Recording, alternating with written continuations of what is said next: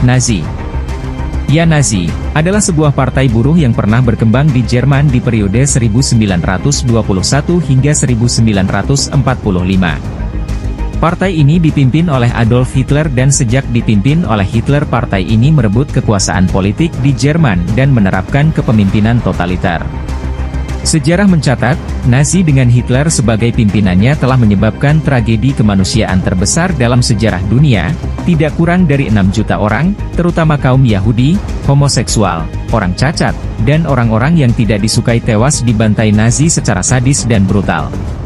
Diperkirakan 35-60 juta orang tewas akibat Perang Dunia Kedua yang telah dikobarkannya. Namun siapa, dan bagaimana peran tokoh-tokoh kunci di balik Nazi Jerman ini? Mari kita bahas dalam edisi kali ini.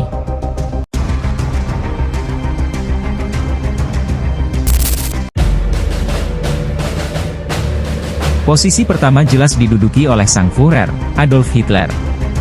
Lahir di Austria, pada 20 April 1889, Hitler adalah pelopor berdirinya Partai Nazi yang sebelumnya bernama Partai DAP, Deutsche Arbeiterpartei, atau Partai Pekerja Jerman. Pada usia 25 tahun Hitler bergabung dengan militer dan bertugas sebagai pengantar pesan di pasukan infanteri Bavaria ke-16 dan pangkatnya saat itu adalah kopral. Pasca perang ia berkancah di politik, dan karena kemampuan pidatonya yang hebat karir politik Hitler pun semakin pesat hingga ia mengambil alih Partai DAP. Dan pada tahun 1921 ia merubah nama DAP menjadi Nazi.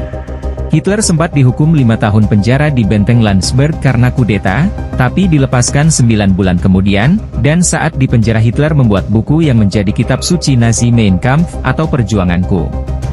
Pada 30 Januari 1933 Hitler diangkat menjadi kanselir Jerman, ini membuat Hitler menjadi contoh satu dari segelintir tentara rendahan yang mampu menjadi hantu dunia.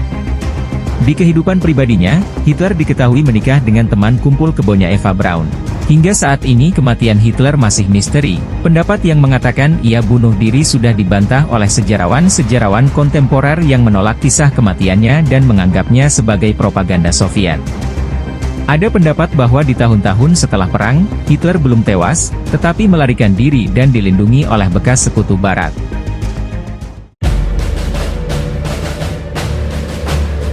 Heinrich Luitpold Himmler lahir di Munchen, Jerman, pada 7 Oktober 1900. Ia adalah salah satu tangan kanan Hitler sebagai Reichsführer SS. Ia bertanggung jawab atas kontrol terhadap pasukan SS, Gestapo dan sebagai ketua pelaksana Holocaust. Pada masa mudanya Himmler menjabat sebagai kadet perwira di Resimen Bavaria 11 di akhir Perang Dunia Pertama, namun ia tidak memiliki pengalaman militer. Himmler bergabung dengan Nazi pada November 1923 dengan pangkat Feldwebel atau sersan dalam satuan Reichsflagge. Karena cerdas dan setia ia diangkat sebagai kepala pengawal pribadi Hitler pada Januari 1929 atau sebagai komandan pasukan SS. Dan di bawahnya, SS menjadi pasukan kejam dan paling loyal terhadap Hitler. Ialah orang yang membentuk regu kematian Einsatzgruppen yang bertugas sebagai eksekutor di kamp konsentrasi Nazi, dan bertanggung jawab atas pembunuhan antara 6-12 juta jiwa. Dia berkuasa penuh atas kamp-kamp kematian di Polandia, Belzec, Sobibor, dan Treblinka. Di akhir karirnya Himmler berkhianat, menyadari akan kalah dalam perang maka ia mencoba mendekati sekutu untuk perundingan perdamaian. Hitler yang mendengar pengkhianatan tersebut berang dan mencopot Himmler dari seluruh jabatannya. Kematiannya masih kontroversi, ada yang menyebut ia mati dengan menelan pil sianida yang diselipkan ke giginya namun ada yang menyangkal bahwa yang menegak racun itu bukan Himmler namun yang mirip dengannya, dan ada juga pendapat menyebut dia tewas di tangan interrogator Inggris setelah ditangkap tentara Inggris dalam pelariannya.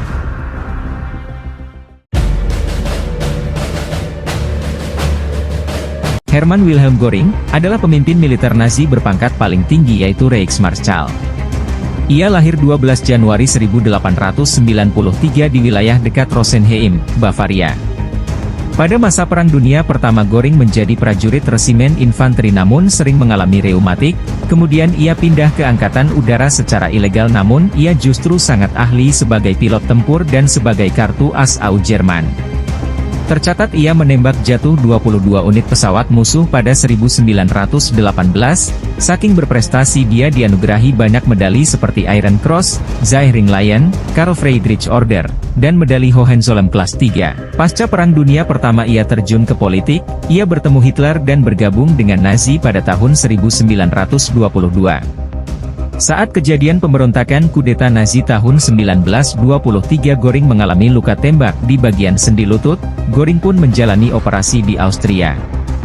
Selama masa penyembuhan, ia selalu mengonsumsi morfin untuk menghilangkan rasa sakitnya.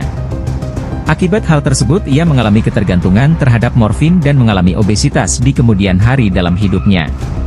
Pada 19 Juni 1940 Hitler menunjuk Göring sebagai Reichsmarschall. Seiring berjalannya Perang Dunia Kedua pasukan Luftwaffe pimpinan Göring tidak mampu menahan sekutu yang terus melakukan pengeboman. Tidak lama kemudian Hitler mencium pengkhianatan Göring yang ingin ambil alih kekuasaan Reich, maka pada tanggal 25 April 1945, Hitler memerintahkan agar Göring ditangkap dan melucuti semua jabatannya. Göring pun kabur ke Schloss Mautendorf. Göring akhirnya menyerah kepada sekutu pada tanggal 9 Mei 1945 di Bavaria. Ia dibawa ke pengadilan Nuremberg. Ia dijatuhi hukuman mati dengan digantung karena perannya dalam solusi terakhir untuk masalah Yahudi. Tetapi Göring meminta pengadilan untuk melaksanakan hukuman matinya dengan cara ditembak karena dia ingin mati sebagai seorang prajurit. Namun permintaannya ditolak. Göring pun mengakhiri hidupnya dengan cara menelan potasium sianida pada malam hari sebelum eksekusi.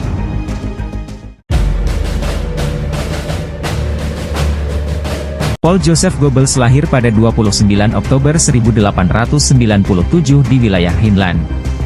Ia bergabung dengan Nazi pada tahun 1924 dan merupakan pendukung utama Hitler. Oleh Hitler ia diberi posisi kunci sebagai Menteri Propaganda Nazi Jerman sehingga ia dikenal sebagai propagandis yang sangat jenius dan sangat membenci kaum Yahudi. Goebbels adalah seorang jenius dan memiliki gelar PhD serta sangat disegani oleh para ilmuwan, bahkan hingga sekarang, karena ia dianggap sebagai pelopor dan pengembang teknik propaganda modern.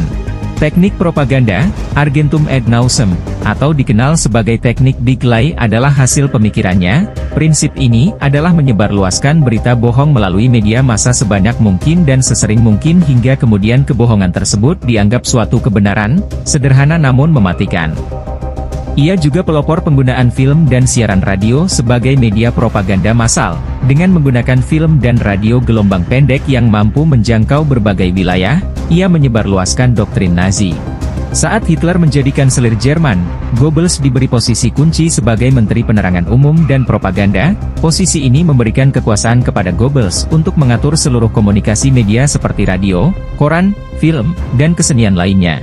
Saat Jerman mulai mengalami kekalahan, dikabarkan ia bunuh diri bersama istrinya Magda Goebbels, dan meracuni anak-anaknya, kemudian memerintahkan pasukan SS untuk membakar jasad mereka.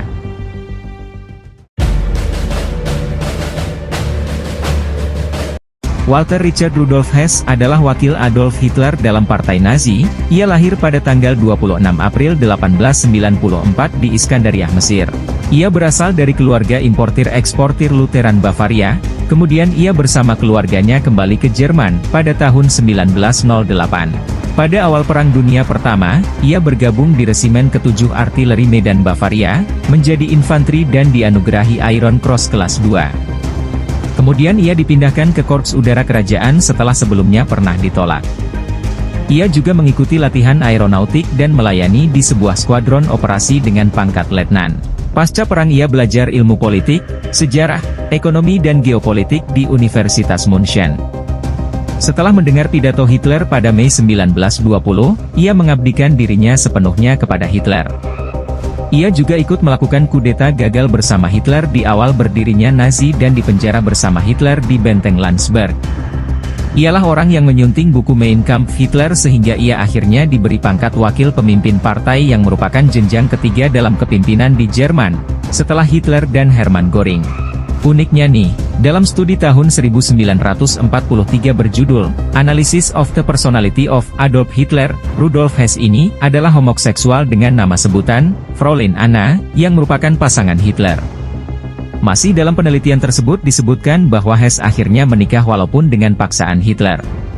Walaupun orang terdekat Hitler, namun secara perlahan nama Hess tidak begitu populer di Nazi karena adanya tokoh lain seperti Goering, Himmler dan Goebbels. Menjelang perang melawan Uni Soviet, ia terbang ke Skotlandia untuk mengadakan perundingan damai, tetapi ditangkap, ia diadili di Nuremberg dan dijatuhi hukuman penjara seumur hidup. Ia satu-satunya tokoh Nazi yang dihukum tanpa eksekusi. Ia tewas pada 17 Agustus 1987 di Spandau, Berlin Barat, setelah bunuh diri di penjara di usianya yang menginjak 93 tahun. Otto Skorzeny yang dijuluki sebagai pria paling berbahaya di Eropa. Otto Skorzeny lahir di Vienna, Austria pada 2 Juni 1908 dan bergabung dengan Nazi Austria pada tahun 1931. Ia adalah seorang perwira di pasukan Waffen-SS Jerman Nazi pada Perang Dunia Kedua. Ia terkenal karena berhasil memimpin operasi pembebasan diktator Italia, Benito Mussolini dari personil Gran Sasso, Italia. Keberhasilannya membuat ia dipercaya oleh Hitler untuk operasi militer selanjutnya seperti pengejaran Joseph Broz Tito pemimpin perlawanan Yugoslavia dan penggulingan Miklos Horthy pemimpin Hungaria. Pada awalnya ia bekerja sebagai teknik sipil di AU Jerman Luftwaffe, kemudian bergabung dengan resimen pengawal Hitler Leibstandarte SS Adolf Hitler.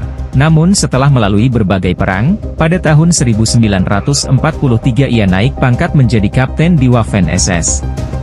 Di Waffen-SS dia diberi tugas membentuk satuan komando dan melatihnya hingga terbentuk pasukan pemburu 502, Jagdverbande, pasukan khusus operasi sabotase dan subversi atau lebih dikenal pasukan Friedenthal dan satuan payung SS 500. Di akhir kejayaan Nazi, pada Mei 1945 dia menyerahkan diri pada sekutu dan diadili, namun ia berhasil melarikan diri dari kamp tawanan dan lari ke Argentina. Uniknya dia tidak pernah bersembunyi dan membuka diri ke media. Ia menghabiskan hidupnya dengan menjadi konsultan keamanan bagi para pemimpin dunia, seperti Gamal Abdul Nasser Mesir dan Juan Perón politikus Argentina. Ia meninggal di Madrid 5 Juli 1975. Pada tahun 1963 ia diketahui bekerja sebagai agen Mossad Israel. Sebuah fakta bahwa ia diduga sebagai salah satu pelopor organisasi Odessa yang beranggotakan mantan personil pasukan SS.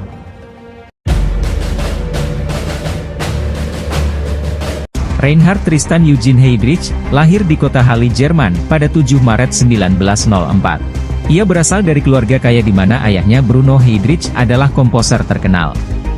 Pada tahun 1922 dia masuk Angkatan Laut Jerman Reichsmarine. Karena cerdas dan disiplin dalam tempo 6 tahun dia mencapai pangkat Oberleutnant zur See atau Letnan Laut.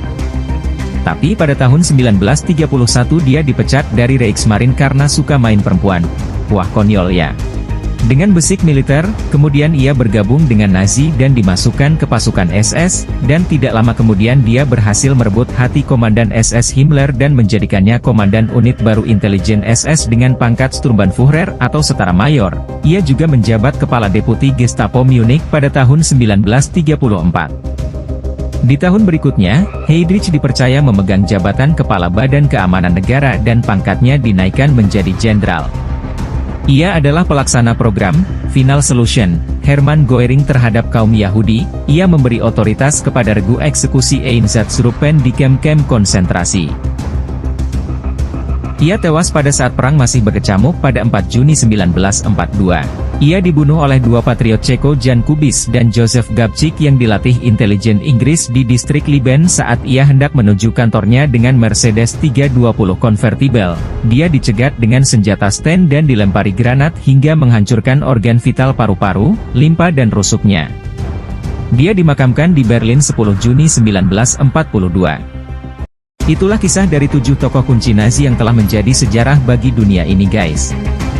Jangan lupa terus dukung kami guys, agar kami semangat memberikan konten-konten bermutu lainnya.